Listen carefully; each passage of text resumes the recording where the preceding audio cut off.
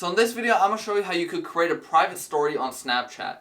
So first, when you're in the Snapchat app, you're going to want to click the Bitmoji icon on the top left. And now from here, you're going to want to click New Story right where it says Your Stories. Go ahead and click New Story with the plus icon. And then click My Private Story.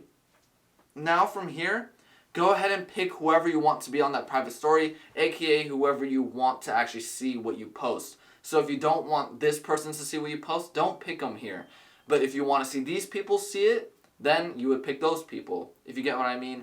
All that good stuff. So go ahead and pick a couple people that you want, and then you press Create Story. Change your name to whatever you want.